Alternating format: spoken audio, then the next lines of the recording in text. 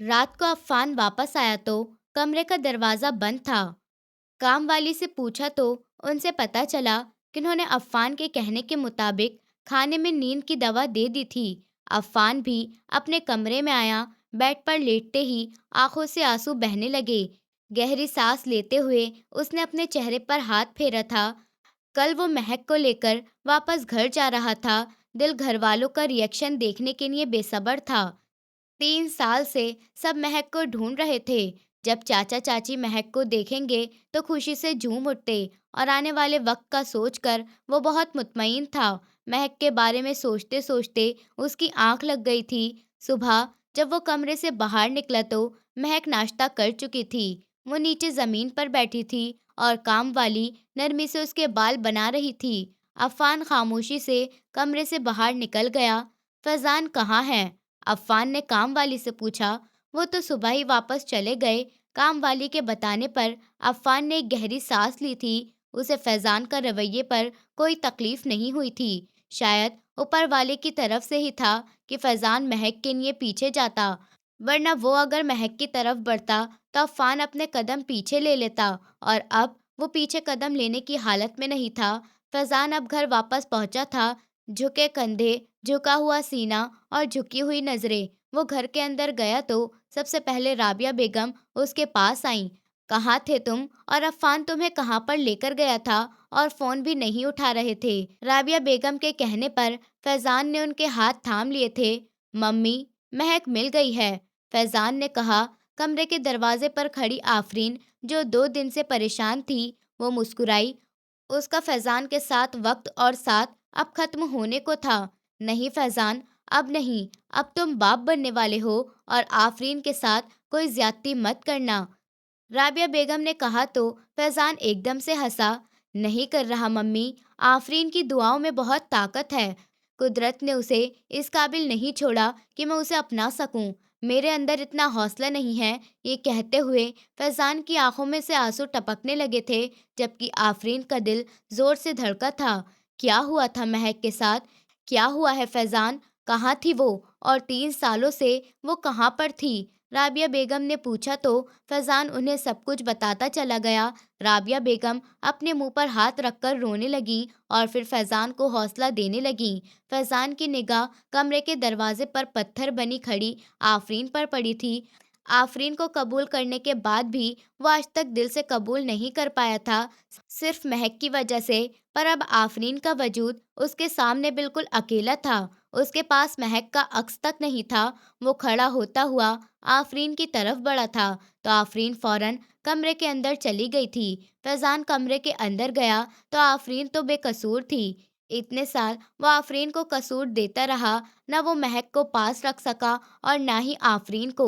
वो 2 कश्तियों में सवार होने वाला अब एक कश्ती का मुसाफिर भी नहीं रहा था। Afreen, I am sorry, Faizan ने उसके पास जाते हुए कहा था। महक से मिलने के बाद मुझे एहसास हुआ मैं और महक एक नहीं हो सकते कभी। मैं तुम्हें बहुत पहले ही कबूल कर चुका था, शायद पसंद भी करने लगा था, पर तुम्हें बता नहीं पाया था। फैजान के अचानक से ये सब कहने पर आफरीन ने उसे हैरत से देखा था। फिर मुस्कुराते हुए अपने आंसू साफ करते हुए फैजान से 2 कदम पीछे हटी थी। पर अब आपकी ये बातें, इनका कोई फायदा नहीं है। आफरीन की इस बात पर फैजान की सांस उलझी थी। आपको मुझसे मोहब्बत नहीं है फैजान, और ना ही आपको महक से मोहब्बत थी। महक भी आपकी जिद बनी थी। मोहब्बत के नाम पर आप सिर्फ उसे हासिल करना चाहते थे बस। जो लड़की किसी के काबू में नहीं आती थी, उसे हासिल कर कर सबको दिखाना चाहते थे बस। जिसे आप मोहब्बत समझते थे, उस मोहब्बत का बीन बजाते हुए मुझे इतने साल परेशान रखा। लेकिन आपका ज़र्व बहुत छोटा है, मेरे मामले में भी और महक के मामले में भी। आफरीन की बातें कड़वी तो बहुत थीं, मगर सच थीं। अगर आप मुझसे मेरी पसंद का इजहार और कबूल करने का इजहार महक की हकीकत जानने से पहले करते, तो मैं आपको अपनी मोहब्बत पेश कर देती। पर मैं भी आपकी बीवी हूँ, आपकी जैसी ही हूँ। छोड़ तो मैं भी आपको नहीं सकती, मगर कोशिश करूँगी कि अपनी मोहब्बत के दरवाजे कभी आपके लिए ना खोलूं। मेरा दिल आपकी मोहब्बत से खाली हो जाए, आफरीन रोते हुए कहकर कमरे से निकल गई थी और फैजान पत्थर बना खड़ा रह गया था। आप महक के लिए चादर लाइए, हम सब निकलेंगे। फोन पर बात करते हुए अफ़ान अंदर आया था। काम वाली तो अपना काम कर रही थी, मगर महक बेड पर बैठी हुई जमीन को घूर रही थी। काम वाली ने फौरन चादर लाकर अफ़ान के हाथ में दे दी थी। महक अफ़ान ने महक को आवाज लगाई थी। महक ने गुमसुम नजरों से उसे देखा था। अफ़ान ने उसका हाथ पकड़ते हुए उसे खड़ा किया था और महक को चादर उड़ाई थी। आप पहले मर्द हैं जो चादर डाल रहे हैं मुझ पर, महक ने बहुत हल्की आवाज में कहा था। उसकी बात पर अफ़ान ने अपने होंठ बहुत सख्ती से मींचे थे। चलो, अफ़ान ने उसका हाथ पकड़ते हुए उसको अपने साथ बाहर लिया। गाड़ी की पिछली सीट का दरवाज़ा खोलते हुए महक को बिठाया और खुद भी दूसरी तरफ से पिछली सीट पर बैठ गया था। सफ़र शुरू हुआ तो महक का दिल घबराने लगा था। वो सालों बाद गाड़ी में बैठी थी। एकदम ही उसे अपनी आखिरी टैक्सी का सफ़र याद आने लगा था जो उसने नमीरा के साथ किया था। तुम ठीक हो महक? अफ़ान उसकी बिगड़ती हुई हालत देखकर बोला तो वो रोते हुए अफ़ान को देखने लगी थी। मैं कहाँ जा रही हूँ?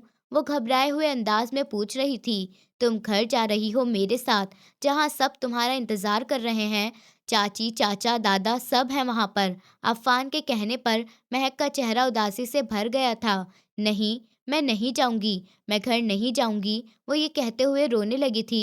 रिलैक्स, मैं आज तुम्हारे साथ कुछ भी गलत नहीं होने दूँगा। अफ़ान ने उसे समझाना चाहा। नहीं प्लीज़, मैं घर नहीं जाऊँगी, मुझे किसी से नहीं मिलना, मैं किसी को नहीं जानती, कोई मुझे नहीं जानता, मुझे नहीं जाना। वो बुरी तरह घबरा रही थी। महक, मेरी बात सुनो, कोई भी तुम्हें कुछ भी नहीं कहेगा, सब तुमसे बहुत प्यार करते हैं, तुम्हारा डर 2 मिनट में निकल जाएगा। तुम जानती हो तुम्हारे जाने के बाद से चाची की क्या हालत है। प्लीज़, अफ़ान उसे समझाने लगा। बार बार समझाने पर वो खामोश हुई थी, फिर बाहर देखने लगी थी। उसकी ज़बान तो खामोश हो गई थी, मगर उसके चेहरे की हालत बहुत कुछ बोल रही थी, जो अफ़ान बहुत अच्छे से समझ रहा था। गाड़ी एयरपोर्ट के बाहर रुकी थी। अफ़ान महक को साथ में लिए एयरपोर्ट की तरफ बढ़ा था। न जाने प्रेस वालों को किसने खबर की थी कि वो वहाँ पर पहले से ही मौजूद थे। अफ़ान के साथ चादर ओढ़ी हुई इस लड़की के बारे में सवाल कर रहे थे। अफ़ान इन सब के सवालों को नज़रअंदाज करते हुए महक को साथ लिए अंदर की तरफ बढ़ गया था। महक एक बार फिर बिल्कुल खामोश हो चुकी थी, जैसे उसके अंदर बिल्कुल जान ही ना हो। 3 घंटे बाद वो लखनऊ पहुंचे थे। वहां पर पहले से ही गाड़ी उनके इंतजार में खड़ी थी। अफ़ान महक को लिए घर की तरफ बढ़ा था। गाड़ी मेंशन के बाहर रुकी थी। महक की हालत और ज़्यादा ख़राब होने लगी थी। ये वही दरवाज़ा था जिससे वो 3 साल पहले निकली थी। अफ़ान ने उसके हाथ पर अपने हाथ का दबाव डाला था। महक अफ़ान की तरफ देखते हुए नामे सर हिलाने लगी थी, पर गाड़ी मेंशन के अंदर चली गई थी। अफ़ान गाड़ी से बाहर निकला था। महक की तरफ का दरवाज़ा खोला। अफ़ान ने महक को सहारा दिया तो बड़ी मुश्किल से उसने अपनी कांपती हुई टांगे गाड़ी से बाहर रखी थीं। अफ़ान महक को लिए अंदर की तरफ बढ़ा था। इन्हें देखते ही काम वाली फौरन अंदर भागी थी और खुशी से सबको बुलाने लगी थी। सब लोग नीचे आ गए थे और महक और अफ़ान को अंदर आते हुए देखा था, और किसी के चेहरे पर भी मुस्कुराहट नहीं थी, बल्कि सब लोग हैरत से उन्हें देख रहे थे। सिर्फ एक मरियम बेगम ही थी जो बेयकीनी से महक को देख रही थी। कुछ देर तो वो यकीन ही नहीं कर पाई थी कि उनके सामने जो लड़की खड़ी थी वो महक ही थी। वो तो पूरी तरह से बदल चुकी थी। इस लड़की को यहाँ पर क्यों लाए हो अफ़ान? दादाजी की आवाज़ गूंजी थी। अफ़ान, जो अब तक मुस्कुरा रहा था, दादाजी की बात पर उसकी मुस्कुराहट सिमटी थी। क्या मतलब क्यों लाया हूँ? आप शायद इसे पहचाने नहीं दादाजी, ये महक है, हमारी महक। अफ़ान ने खुशी से बताया था। महक नहीं है अफ़ान, ये नीलम है। इसकी करतूत ने इसे नीलम बनाया है और अब हम इसे कबूल नहीं कर सकते, दादाजी ने सख्ती से कहा था। सलमान साहब नजरें झुकाए खड़े थे। मरियम बेगम बड़ी हैरत से आंखें फाड़े अपने ससुर को देख रही थीं। शबीना बेगम के माथे पर भी अफ़ान के हाथ में महक का हाथ देखकर गहरे बल पड़े थे। ये क्या बच्चों जैसी बातें हैं दादाजी? जो कुछ भी हुआ इसके साथ, इसमें इसकी कोई गलती नहीं है, सिर्फ एक छोटी सी गलती हुई थी। आप लोग तो बड़े होने का सबूत दीजिए। मैं तो समझता था आप लोग महक को देखकर। अफ़ान की बात पूरी नहीं हुई थी जब शबीना बेगम गुस्से से बोली थी। सबसे पहले तो अफ़ान, तुम इस लड़की का हाथ छोड़ो। शबीना बेगम के कहने पर अफ़ान ने नासमझी से अपनी माँ को देखा था। कम से कम वो अपनी माँ से ये उम्मीद तो नहीं करता था। तुमने सुना नहीं मैंने क्या कहा? उसका हाथ छोड़ो। तुम्हारी माँ क्या कह रही है अफ़ान? अब अफ़ान के पापा भी बोले थे। मरियम बेगम सबको नज़रअंदाज करते हुए महक की तरफ बढ़ने लगी थी, जब सलमान साहब ने उनका हाथ पकड़ लिया था। सलमान, आप भी इन सब की तरह? मरियम बेगम ने बेयकीनी से पूछा था, तो सलमान साहब उन्हें घूर कर देखने लगे थे। तुम्हारी बेटी मर चुकी है मरियम, ये तुम्हारी बेटी नहीं है। समझ लो कि मर गई तुम्हारी बेटी। सलमान साहब ने सख्ती से कहा था और अपना चेहरा फेर लिया था, मगर मरियम बेगम का हाथ अभी तक उनके हाथों में था। कितनी घटिया सोच है आप सब लोगों की। मुझे तो यकीन ही नहीं आ रहा दादाजी, चाचा साहब, पापा, माँ, ये आप लोगों का खून है, आप लोगों की औलाद है। अफ़ान कह ही रहा था कि दादाजी एकदम गुस्से से चिल्लाए थे। उनका बीपी बढ़ने लगा था। जानते भी हो बाहर क्या चल रहा है? न्यूज़ देखी है तुमने? हर न्यूज़ चैनल पर ये खबर चल रही है कि अफ़ान खान ज़दा की कज़न कोठे से मिली है। 3 साल से जो गुमशुदा थी, वो जिस्म फरोशी के अड्डे पर जिस्म फरोशी कर रही थी। लोग हमारे ऊपर थू थू कर रहे हैं इसके मिलने से। अच्छा था कि इसके मरने की खबर ही मिल जाती। दादाजी इतनी नफरत भरे अंदाज में बोले थे कि अफ़ान के पास कहने के लिए कुछ भी नहीं बचा था। और महक बिल्कुल चुपचाप खामोशी से जैसे आई थी वैसे खड़ी थी। उसकी निगाहें झुकी हुई थीं। शबीना बेगम गुस्से से आगे बढ़ी थी और झटके से अफ़ान का हाथ महक के हाथ से इस तरह छुड़ाया था कि उनका हाथ महक को ना लगे। ये लड़की पाक नहीं रही अफ़ान, तुम इससे दूर रहो। इस लड़की को छूकर तुम नापाक मत बनो। शबीना बेगम गुर्राई तो अफ़ान का सबर जवाब दे गया था। चुप हो जाइए आप लोग, बस कर दीजिए। इससे पहले कि मैं अपनी बर्दाश्त खत्म कर दूं, अफ़ान की दहाड़ पर सन्नाटा छा गया था। तुम इस लड़की के लिए हमसे लड़ रहे हो अफ़ान? हम दुश्मन तो नहीं थे इसके, और इसने क्या किया? इसके साथ जो कुछ भी हुआ, इसकी जिम्मेदार ये खुद है। शबीना बेगम एक बार फिर जहर उगल रही थीं। बस कर दीजिए भाभी, मेरी महक की जगह आपकी आफरीन भी तो हो सकती थी। मरियम बेगम ने तड़प कर कहा था। चुप हो जाओ मरियम, खबरदार। जो तुमने आफरीन का मुकाबला इस लड़की से किया तो मेरी बेटी शुरू से अपनी हद जानती थी। अगर इसने भी अपनी हद समझी होती ना, तो हालात आज यहाँ तक नहीं पहुँचते। शबीना बेगम के कहने पर मरियम बेगम खामोश हो गई थीं। वो बस उस औरत को देखे ही जा रही थीं। बस कर दीजिए आप लोग। और माँ, आप भी। आप लोग महक को कबूल करें या ना करें, लेकिन मैं महक को कबूल कर चुका हूँ। अफ़ान ने बात खत्म करनी चाहिए थी। वो महक की बिगड़ी हुई हालत देख रहा था। तुम इसे कबूल कर भी लो तो हम कबूल नहीं करेंगे अफ़ान, तो ऐसा सोचना भी मत। बल्कि मैं तुम्हारा भी इस लड़की से दोबारा मिलना भी बर्दाश्त नहीं करूंगी। बहुत सारी ऐसी जगह हैं जहां बेसहारा लोग रहते हैं। इसे वहां छोड़ाओ या मेरी बला से इसे मार दो, और तुम दोबारा इसके पास मुझे नजर भी मत आना, वरना इसकी मनहूसियत तुम्हारे ऊपर भी छा जाएगी। नापाक लड़की, इसके वजूद पर न जाने कितने। अभी शबीना बेगम ने इतना ही कहा था जब अफ़ान ने अपनी शॉल उतार कर महक के कंधों पर फैलाई थी, और अफ़ान का ये करना सबको हैरान कर गया था, और महक को भी। वो बेयकीनी से अपनी नज़रें उठाकर अफ़ान को देख रही थी। अफ़ान ने अपनी शॉल उतार कर उसके ऊपर डाली थी। ये कोई मामूली बात नहीं थी। मैंने इसके ऊपर अपने कपड़ों का हिस्सा डाला है। इसका मतलब समझते हैं ना आप सब? अब मेरे कपड़ों को कोई गंदा करने की कोशिश करेगा तो मैं फिर वो बर्दाश्त नहीं करूँगा। अफ़ान ने उँगली उठाकर सबको वार्न किया था। तभी शबीना बेगम बोली थी, ठीक है, अगर तुम इस लड़की को अपनी चादर उड़ाओगे तो मेरा तुमसे रिश्ता ख़त्म अफ़ान, बल्कि घर में सब लोगों का रिश्ता तुमसे ख़त्म। शबीना बेगम ने रोते हुए कहा था, ठीक है, फिर आप लोग कल मेरी फ़ातिहा कर देना। ये कहते हुए उसने महक का हाथ पकड़ा था और गुस्से से उसको खींचता हुआ बाहर निकला था। महक को गाड़ी में बिठाते हुए वो शबीना बेगम की चीख पुकार को बिल्कुल नज़रअंदाज कर गया था। गाड़ी मेंशन से निकलकर एक बार फिर सड़क पर दौड़ने लगी थी। अफ़ान महक को लेकर अपने दूसरे घर में आया था, जो कारोबारी ज़रूरतों के लिए था। घर में आकर उसने महक को सोफे पर बिठाया था और खुद उसके सामने अपना सर पकड़कर बैठ गया था। जो सब हुआ, अफ़ान ने ये सब सोचा नहीं था। जो उसने सोचा था, सब कुछ उसका उल्टा हुआ था। मैंने आपसे कहा था, मुझे वहाँ मत लेकर जाइए। मैं जानती थी मुझे कोई भी कबूल नहीं करेगा अब।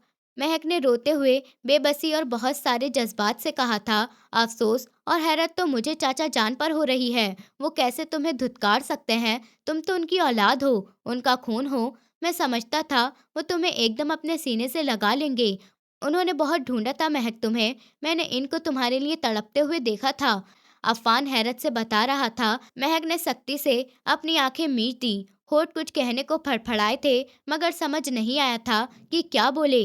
अफ़ान सोफ़े से खड़ा ही हुआ था कि महक की आवाज़ पर रुका था। कबूल कर लेते शायद, अगर 1.5 साल पहले मुझसे ना मिले होते। महक की बात पर अफ़ान ने नासमझी से महक को देखा था और फ़ौरन महक के बराबर में आकर बैठा। तुम कह रही हो कि चाचा तुमसे 1.5 साल पहले मिले थे? अफ़ान की आंखें हैरत से फैल गई थीं। हाँ, उदास भरी मुस्कुराहट उसके होठों पर झलकी थी। कहाँ? अफ़ान को अभी भी यकीन नहीं आ रहा था। कोठे पर बात करते हुए एक बार फिर महक की आंखें भीगने लगी थीं। चाचा को पता था कि तुम कोठे पर हो। वो तुमसे मिलने कोठे पर आए थे। अफान के माथे पर बल पड़े थे। अगर उनको पता थी तो उन्होंने कुछ बताया क्यों नहीं था? महक को वहां से आजाद क्यों नहीं करवाया था? इस सवाल ने अफान को झंझोड़ दिया था। वो मुझसे मिलने नहीं आए थे, बल्कि जयपुर के कोठे पर कमसिन हुस्न ढूंढने आए थे। जब उन्हें नीलम के कमरे में भेजा था, ये कहते हुए महक ने सोफा इतनी सख्ती से जकड़ा था कि उसके नाखून उसमें गड़ने लगे थे। और अफान तो हैरत से वहीं बैठा रह गया था। वो नीलम के कमरे में आए थे, मगर मुझे पहचान नहीं सके थे, क्योंकि मैं महक जैसी दिखती ही नहीं थी। पर उन्हें मुझे पहचानना चाहिए था ना। इकलौती बेटी थी मैं उनकी। आंखों से आंसू बह रहे थे, वो आंसू जो पानी लग रहे थे। महक की आंखों से वो खून के आंसू बह रहे थे। उन्होंने मेरा हाथ पकड़ा था, नीलम समझकर। पहली बार जिंदगी में, पहली बार मुझे अपने बाप से घिन आई थी। महक की बात पर अफ़ान ने अपना सर झुकाकर आंखें मीच ली थीं। मैं जब बोली तो वो मुझे पहचान गए, तो उन्होंने मुझे धक्का दे दिया। मैं समझी थी वो मुझे पहचानने के बाद सीने से लगा लेंगे, पर वो एक ऐसी लड़की को, अपनी बेटी को कबूल नहीं कर सकते थे जो 1.5 साल से कोठे पर थी। मैं उनके कदमों में गिरी थी, उनसे कहा था कि मुझे यहाँ से बाहर निकाल लें। उन्होंने अपने कदम पीछे ले लिए थे और कमरे से बाहर निकल गए थे। उनकी नज़रों में महक के लिए मोहब्बत नहीं थी, बल्कि नीलम के लिए नफरत थी। उस रात रानी बाई को पता लग गया था कि आने वाला मेरा बाप था, तो उन लोगों ने मुझे बेसमेंट में बंद कर दिया था। मुझे यकीन था कि मेरा बाप मुझे यहाँ से लेने के लिए ज़रूर आएगा। और 2 दिन बाद मुझे वहाँ से बाहर निकाल लिया गया था, क्योंकि पापा ने पलटकर नहीं देखा था। उनकी बहुत इज्जत थी। अगर गुमशुदा बेटी जिसमें फरोशी निकल आती तो उनकी इज्जत मिट्टी में मिल जाती। वो नहीं आए। महक की आंखों से आंसू बह रहे थे। अफ़ान को बर्दाश्त नहीं हुआ, तो वो वहां से उठकर जाने लगा, तो महक उसके सामने आकर खड़ी हो गई। मैं जिस्म फरोश कहलाई हूँ, पर पापा क्या कहलाएंगे? महक का सवाल दर्दनाक था। उस रात अगर मैं पापा को गंदगी का ढेर लगी थी, तो उनको अपना क्या लगता था? उन्हें भी तो अपने आप से नफरत हो जानी चाहिए थी ना। अगर जिस्म फरोश करने वाली औरतें हैं, उनके साथ करने वाला मर्द भी तो हुआ ना। अफ़ान पथराई नजरों से महक को देखने लगा। बोलिए ना, पापा कौन हुए फिर? महक की आवाज़ तेज हुई थी। वो रोने लगी थी। सज़ा तो दोनों के लिए बराबर है ना। जो सज़ा बदनज़र औरत के लिए है, वही बदनज़र मर्द के लिए है ना। जो सज़ा ज़िना करने वाली औरतों के लिए है, वही सज़ा ज़िना करने वाले मर्द के लिए है। और फिर दुनिया मर्द को ही माफ़ क्यों कर दिया जाता है? मैं तो मजबूर थी। मुझे तो ज़बरदस्ती वहाँ रखा गया था, मजबूर करके। ज़बरदस्ती वो काम करवाया गया था। पर पापा, वो तो अपनी मर्ज़ी से वहाँ आए थे ना, अपनी मर्ज़ी से वो काम करते थे। तो फिर वो इज़्ज़तदार कैसे हो गए? वो चिल्लाई थी। महक प्लीज़। अफ़ान ने उसे चुप करवाना चाहा था। क्यों प्लीज़? क्यों सज़ा खाली मुझे ही मिले? उन लोगों को क्यों नहीं? पापा जैसे मर्दों को क्यों नहीं? वो तो शुक्र है ऊपर वाले का, ऊपर वाले ने महशर बनाया है। वरना तो किसी को इंसाफ ही नहीं मिलता, क्योंकि ये दुनिया की अदालत तो जालिमों का साथ देती है। मगर मैं बहुत मुतमईन हूँ। मैं दुनिया में अपने दुखों के बदले नहीं ले सकती, मगर मुझे यकीन है महशर में मेरा ऊपर वाला किसी को नहीं छोड़ेगा। उसकी अदालत में नाइंसाफी नहीं होती। महक रोती हुई कमरे में भागी थी, जबकि अफ़ान के लिए सांस लेना मुश्किल हो गया था। आंखों से आंसू निकलते हुए दाढ़ी में आकर रुके थे। अपनी आंखों पर सनग्लासेस लगाते हुए वो घर से बाहर निकला था। घर चलो, अफ़ान के कहने पर ड्राइवर ने गाड़ी स्टार्ट की थी। गाड़ी घर के पोर्च में रुकी थी। अफ़ान ने गहरी सांस ली और गाड़ी से उतरकर घर के अंदर बढ़ गया। राबिया बेगम घर आई हुई थी। आफरीन भी सोफे पर ही बैठी थी और बच्चे के कपड़े वहीं पर रखे थे। घर के तमाम लोग वहीं पर मौजूद थे। सबके चेहरों पर मुस्कुराहट थी। बस एक मरियम बेगम ही वहां नहीं थी। कैसे हैं चाचा जान आप? वहां सबको इग्नोर करते हुए अफ़ान सीधा सलमान साहब से बोला था। वैसे नीलम कैसी लगी थी आपको? अफ़ान ने सन ग्लासेस उतारते हुए सवाल किया था। तो सलमान साहब के चेहरे का रंग उड़ा था। दादाजी ने अपने माथे पर बल डाले और अपने पोते को घूरा। तुम यहाँ पर क्यों आए हो? तुमसे कहा था ना, जब तक तुम उस लड़की से ताल्लुक रखोगे यहाँ मत आना। दादाजी ने अटल अंदाज में कहा था। दादाजी, जब घर साफ करना ही है तो पूरी तरह से कीजिए ना। आधे घर में गंदगी रखेंगे तो बदबू फिर भी पूरे ही घर में फैलेगी ना। अफ़ान ने चुपते हुए लहजे में कहा था और नजरें सलमान साहब पर जमी हुई थीं। अपनी बकवास बंद करो। क्या मतलब है ऐसी बातों का? सलमान साहब गुस्से से गुर्राए थे। उनकी चीख पर मरियम बेगम भी किचन से निकलती हुई बाहर आई थी। मतलब भी मैं बताऊं? नीलम याद है चाचा साहब, या भूल गए? अफ़ान ने मुस्कुराते हुए पूछा तो सलमान साहब ने उसका गिरेबान पकड़ लिया था। अपनी बकवास बंद करो। सलमान साहब दांत पीसते हुए गुर्राए थे। घिन तो आई होगी ना, जब गंदी नियत से उसे छुआ था। रातों को नींद भी नहीं आती होगी ना? अफ़ान खानज़दा मुस्कुराते हुए पूछ रहा था। सलमान साहब की बर्दाश्त जवाब दे गई थी। उन्होंने अफ़ान के मुंह पर एक जोरदार थप्पड़ मारा था। Shut up! सलमान साहब चिल्लाए थे। क्या बदतमीजी है अफ़ान, ये किस नीलम की बात कर रहे हो तुम? नसीम साहब ने गुस्से से पूछा था। तो सलमान साहब बाहर निकलने लगे थे जब अफ़ान ने उनका हाथ पकड़कर उन्हें रोका था। ऐसे कैसे चाचा जान, कहाँ जा रहे हैं? पहले सबको बताइए तो, नीलम कौन है आपकी? उसे कब और कहाँ मुलाकात हुई थी? अफ़ान के सवाल पर सलमान साहब के पसीने छूटने लगे थे। आपसे नहीं बताया जा रहा तो मैं बता देता हूँ। नीलम जयपुर एक कोठे पर होती थी। उससे चाचा जान कोठे पर मिले थे। 1.5 साल पहले अपने दोस्त के साथ गए थे और इनकी खिदमत में नीलम को पेश किया गया था ना चाचा जान। अफ़ान की बात पर सलमान साहब का चेहरा लाल होने लगा था। किचन के दरवाजे पर खड़ी मरियम बेगम लड़खड़ाते कदमों से पीछे हुई थी। शौक लगा, शरीफ और इज्जतदार चाचा जान उन्हीं की रौनकें लूटने गए थे। पर असली झटका आपको नीलम के बारे में जानकर लगेगा।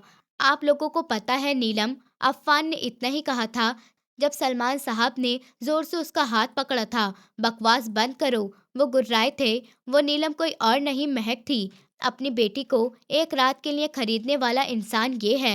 अफ़ान की बात पर सबने मुंह पर हाथ रख लिया था। दादा भी बेयकीनी से अपने बेटे को देखने लगे थे। फिर नफरत से देखते हुए उनके पास आए। झूठ झूठ बोल रहा है ये। उन्होंने कहा कि मरियम बेगम ने एक जोरदार थप्पड़ उनके मुंह पर मारा था और थप्पड़ की आवाज लॉन्च में गूंजी थी।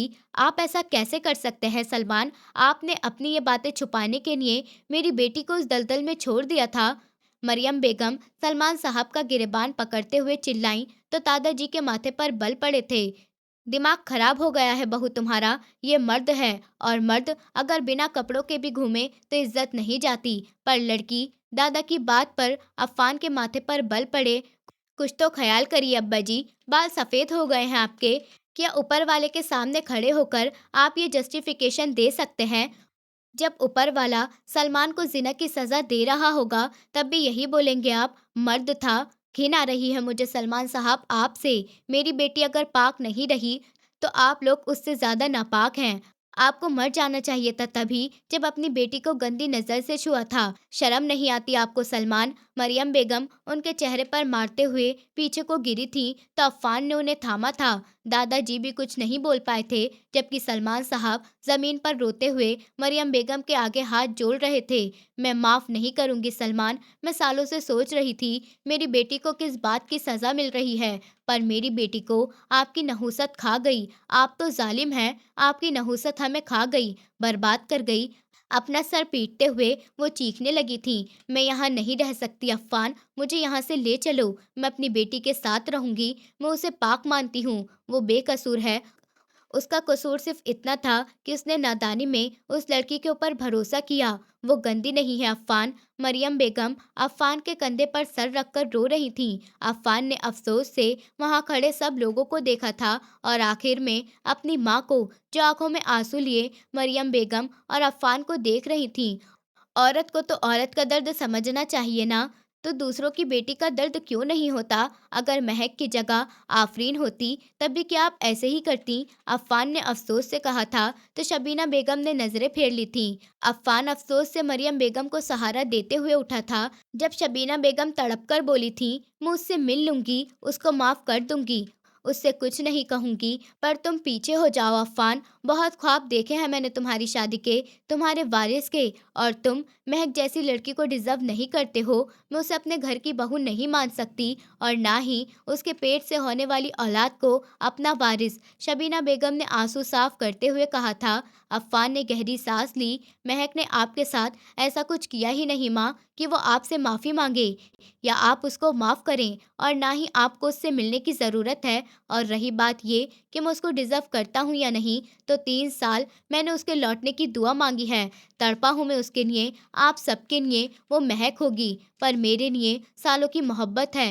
मैं उसको छोड़ दूँ, ऐसा तो हो नहीं सकता। रही वारिस की बात, तो आप समझ लीजिए कि आपका बेटा बांझ है। बेझिझक कहता हुआ अफ़्फ़ान मरियम बेगम को अपने साथ लेकर वहाँ से निकल गया था। शबीना बेगम अपना सीना पीट-पीट कर रोने लगी थी। आफरीन होठ नीचे ज़मीन को देख रही थी। होठों पर मुस्कुराहट फैली थी। महक गंदी है या नेक, वो गिरी हुई होकर भी उससे बेहतर मकाम पर बैठी थी आज। वो फैज़ान जैसे इंसान के पीछे भागती रही और ऊपर वाले ने उसे अफ़्फ़ान जैसा इंसान दे दिया था। आंखों के किनारे साफ करते हुए आफरीन ने एक नज़र सबको देखा और फिर अपने कमरे की तरफ बढ़ गई थी। फिर पलटकर अपनी रोती हुई माँ को देखा। महक के इतने सालों के दर्द सहने पर ऊपर वाले ने उसे अफ़्फ़ान भाई जैसा इंसान दिया है मम्मी। जिस लड़की को अफ़्फ़ान भाई जैसा इंसान इनाम में मिला हो, सोचिए वो लड़की ऊपर वाले की नज़र में कितनी प्यारी होगी। अपने आंसू मत ज़ाया करिए, अपना सीना मत पीटिए आप। महक में आफरीन को देखना शुरू कर दीजिए, आपके दर्द में कमी आ जाएगी। ये कहकर आफरीन अपने कमरे में बंद हो गई थी, लेकिन आफरीन की किसी भी बात ने शबीना बेगम के दिल पर कोई असर नहीं किया था। कुछ लोग अपनी मर्जी के मालिक होते हैं, उनके ऊपर वक्त और बातें सब बर्बाद होते हैं। वो तेज़ी से अंदर बढ़ रही थी। बस एक बार फ्लाइट में बैठकर यहाँ से उड़ जाती तो इस बोझ से आज़ाद हो जाती, वरना जानती थी उसे ना मौत मिलेगी और ना ही जिंदा रहने दिया जाएगा। महक को आगे बेचना उसकी सबसे बड़ी गलती साबित हुआ था। इन 3 सालों में अफ़्फ़ान ने हर लम्हा उस पर नज़र रखी थी। वो सांस भी बहुत एहतियात से लेती थी। आज से पहले कई लड़कियां उसने आगे पहुंचाई थीं और बहुत आसानी से बच भी गई थी। पर सिक्योरिटी चेक के पास पुलिस को खड़ा देख हथेलियां भीगने लगी थी। वो बैग लेकर उल्टे कदम पलटी तो बाहर भी पुलिस की नाकाबंदी थी। अपने चेहरे को स्कार्फ से ढकते हुए वो लोहे के बैनर से दूसरी तरफ उतरी और तभी एक पुलिस वाले की नज़र उस पर पड़ी थी। ए लड़की रुको! पुलिस वाला चिल्लाया। नमीरा अपना बैग वहीं पर छोड़कर बाहर की तरफ भागी। पुलिस वाले भी इसके पीछे भागे। ऊपर वाले, मुझे बचा ले, उसके मुंह से निकला, लेकिन फिर दिल सिया पड़ने लगा। वो अब ऊपर वाले को बुला रही थी और इतने सालों से वो ऊपर वाले को भूलकर ये काम कर रही थी। एयरपोर्ट से बाहर भागते हुए वो पीछे देखते हुए भागी थी जब सामने से आती हुई तेज स्पीड की गाड़ी ने उसे हिट किया था। वो उछलकर दूर गिरी थी, तड़पने लगी। पुलिस वालों ने उसको तड़पता हुआ देखकर एम्बुलेंस बुलवाई। नमीरा की आंख गाड़ी से टकराने की वजह से खराब हो चुकी थी और एक हाथ की हड्डी टूटी थी। वो हाथ कोहनी के नीचे से लटकता हुआ बेजान हो चुका था। एम्बुलेंस तेजी से अस्पताल की तरफ बढ़ रही थी, लेकिन नमीरा की हालत खराब होती जा रही थी। उसे एक-एक करके वो सारी लड़कियां अपने सामने नजर आने लगी थी जिनको उसने बेचा था। उसे याद आया था कि एक लड़की तो 6 साल की बच्ची थी जो भीख मांगने उसके पास आई थी। उस लड़की को खाने का लालच देकर नमीरा ने अपनी गाड़ी में बिठाया था और बेहोश कर कर बेच दिया था। पर वो लड़की आगे नहीं पहुंच पाई थी। बीच में ही उन आदमियों की हवस का निशाना बन गई थी। उसकी दर्द से जान निकल रही थी। मौत सर पर घूमती हुई नजर आ रही थी। उसने बड़ी मुश्किल से खुद को घसीटते हुए एम्बुलेंस का दरवाजा खोला था और एकदम से बाहर कूदी थी।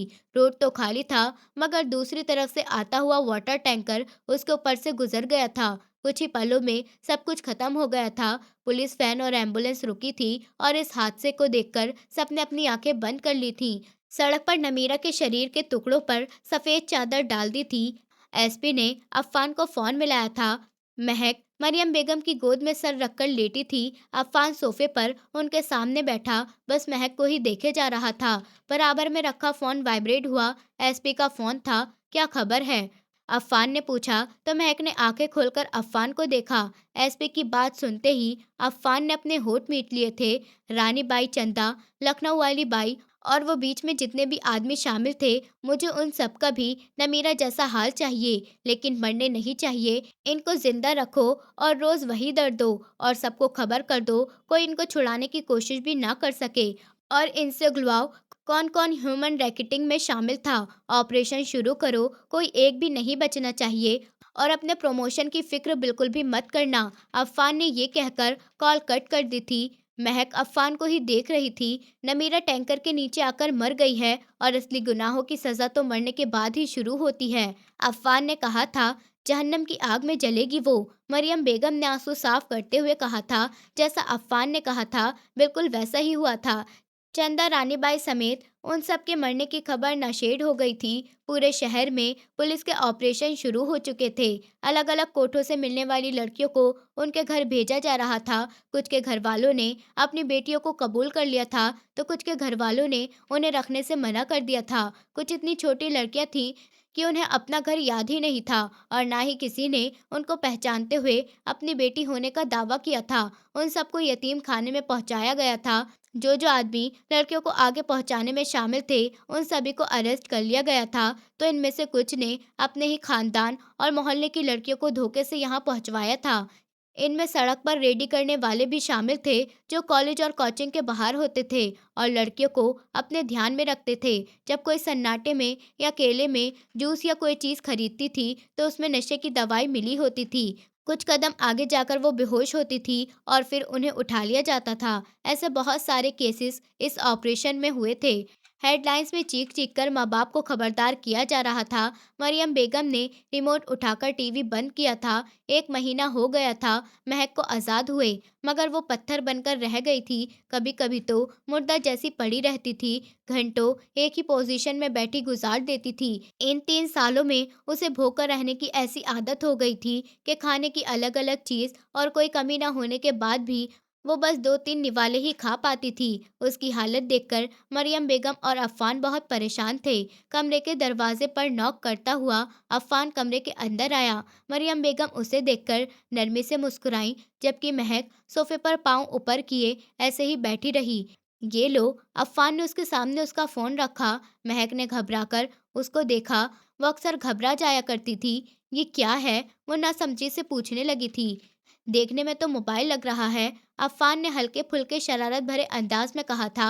मजाक कर रहा हूँ। ये तुम्हारा फ़ोन है महक, और इसके अंदर की चीज़ें थोड़ी बहुत मैंने बदल दी हैं। जहाँ से तुम्हारी ज़िंदगी रुकी थी, वहीं से अब शुरू करो और कोशिश करो संभलने की। जो हुआ उसे तुम भूल नहीं सकती, मैं जानता हूँ, पर आगे नई याद बनाओ। अफ़ान के कहने पर महक ने अपने फ़ोन को छुआ और फिर एकदम फ़ोन उठाकर दीवार पर दे मारा। उसके अचानक पैनिक होने पर अफ़ान और मरियम बेगम परेशान होकर उसे देखने लगे थे। वो ज़मीन पर गिरे हुए फ़ोन को सहमी हुई नज़रों से देख रही थी। मरियम बेगम ने उसे सीने से लगाते हुए उसके बालों पर हाथ फेरा था। परेशान मत हो बेटा, तुम्हें फ़ोन नहीं चाहिए, कोई बात नहीं, सब ठीक है। महक अपनी माँ के सीने से लगकर बुरी तरह रोने लगी थी। मम्मी, मैं यहाँ पर नहीं रह सकती। उस कोठे पर सब मेरे जैसे थे। मुझे तो वहाँ भी अपने आप से घिन आती थी, पर आप सब लोग तो पाक साफ है ना। आप लोगों के साथ मुझे अपने आप से और ज़्यादा नफरत हो रही है। प्लीज़ मम्मी, मुझे मार दीजिए। वो रोते हुए कहने लगी तो मरियम बेगम ने उसे चुप करने की कोशिश की, पर जितना वो हौसला देती उतना महक बिखर जाती थी। मजबूरन अफ़ान ने डॉक्टर का नींद का दिया इंजेक्शन उठाया था और महक के हाथ पर लगा दिया था। उसकी हालत देखते हुए डॉक्टर ने बताया था कि अब उसको खाने पीने से ज़्यादा ज़रूरत ज़हनी सुकून की है। अगर महक की हालत यही रही तो कभी भी उसकी सेहत ठीक नहीं हो पाएगी। चाची, महक को डॉक्टर की ज़रूरत है, हम इसे डील नहीं कर सकते। अफ़ान के कहने पर मरियम बेगम अपने मुंह पर दुपट्टा रखकर रोने लगी थी। कुछ भी करो अफ़ान, बस मेरी बच्ची को ठीक करवा दो, बिल्कुल पहले जैसा। मरियम बेगम महक के चेहरे को छूती हुई रोते हुए बोली थी। अगले दिन से रोज़ महक के लिए एक साइकेट्रिस्ट आने लगा था। काउंसलिंग के दौरान महक का चीख-चीख कर रोना अफ़ान और मरियम बेगम को परेशान करता था। 3-4 महीने के अंदर बहुत फ़र्क आने लगा था। अब वो जल्दी पैनिक होकर चीखती नहीं थी, घंटे एक ही पोज़ीशन में नहीं बैठी रहती थी। अब वो अफ़ान और मरियम बेगम के साथ बैठने लगी थी और उनकी बातों का जवाब भी देने लगी थी। इसी दौरान दादाजी की डेथ की खबर आई थी। वो इन 4 महीनों में पहली बार अपने घर गया था मरियम बेगम को लेकर। इस दौरान शबीना बेगम ने उसे रोकने की कोशिश की थी और अफ़ान का दिल भी नरम पड़ने लगा था। तो उन्होंने एक बार फिर महक को छोड़ने की बात सामने रखी थी, तो अफ़ान उन्हें छोड़ आया था। 2 साल गुज़र चुके थे। महक, तुम तैयार हो गईं? अफ़ान पूछते हुए कमरे के अंदर आया था, जब एकदम से रुका था। महक बुर्का पहन रही थी। इस तरह की बुर्के में उसकी आंखें भी ठीक से नहीं दिखाई दे रही थीं। ये क्या है? अफ़ान ने हैरत से पूछा था महक को देखकर। यहाँ लोग शराफ़त ओढ़े हुए भी बहुत बुरी नज़रों से देखते हैं। जो अमल हाथों से नहीं कर सकते, वो आँखों से कर सकते हैं। इतने सालों में मैंने आँखें पढ़नी भी सीख ली हैं और अब मैं और बर्दाश्त नहीं कर सकती कि कोई मुझे देखे भी। महक बोली तो अफ़ान ने उसकी बात पर कुछ नहीं कहा। अफ़ान बाहर निकला तो महक भी उसके पीछे ही बाहर निकल गई। वो लोग हॉस्पिटल जा रहे थे। आज महक का मेडिकल चेकअप था। मेडिकल चेकअप के बाद वो साइकेट्रिस्ट के पास गए थे। महक ने बहुत जल्दी रिकवर किया था। आज उसका आखिरी सेशन था।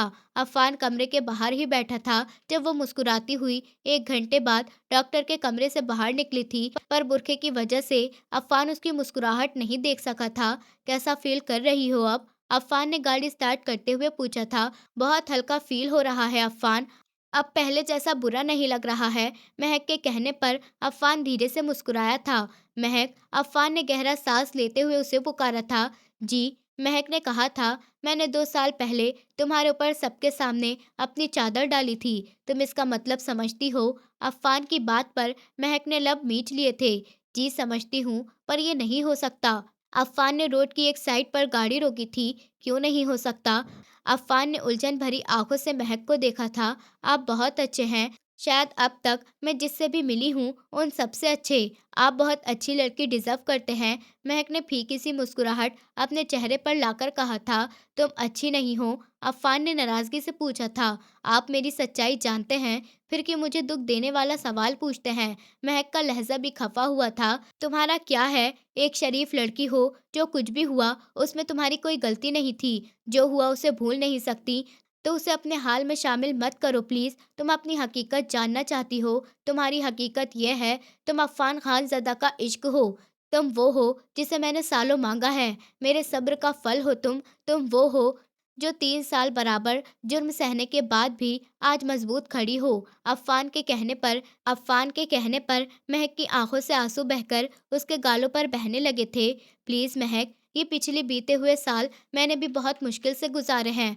प्लीज़। अफ़ान के कहने पर महक रोते-रोते खिड़की से बाहर देखने लगी थी। अफ़ान ने उसका हाथ थामा तो वह अपना काँपता हुआ हाथ उसके दूसरे हाथ में रख गई थी। अफ़ान ने आंखें बंद करते हुए शुक्र की सांस भरी। 2 दिन बाद ही महक और अफ़ान का निकाह बड़ी सादगी से किया गया था और रिसेप्शन बहुत ही धूमधाम से किया गया था। रिसेप्शन में घर वाले शामिल नहीं हुए थे, पर जो शामिल हुए थे वो सब महक की हकीकत जानते थे, मगर किसी के अंदर इतनी हिम्मत नहीं थी कि कोई एक लफ्ज़ भी उसके खिलाफ कह सकता। वो मासूम जो अपने गुनाहों की माफ़ी मांगती थी, जिसकी वजह से वो कोठे जैसी जहन्नम में फंसी हुई थी, अब उस नेकी को सोचने लगी थी जिसके बदले उसे अफ़ान जैसा इंसान को इनाम में दिया गया था। अगर बेटी हुई तो मैं उसे समझाऊंगी कि आपका सबसे बड़ा दुश्मन वो होता है जो आपको आपके घरवालों के खिलाफ भड़काता है। महक ने आंखें झुकाते हुए अपने दोनों हाथों को आपस में मसला था। अफ़ान नरमी से महक के मासूम चेहरे को देख रहा था, जो हर गुजरते दिन के साथ और नूरानी होता जा रहा था। महक के आंसू उसकी हथेली पर गिरने लगे थे। अफ़ान के होठों की मुस्कुराहट सिमटी थी। वो उससे कितनी मोहब्बत कर लेता, मगर उसके अतीत को उससे जुदा नहीं कर पा रहा था। इतनी काउंसलिंग के बाद भी, अफ़ान के इतना बिज़ी रखने के बाद भी वो अपने अतीत के दुखों में खोने लगी थी।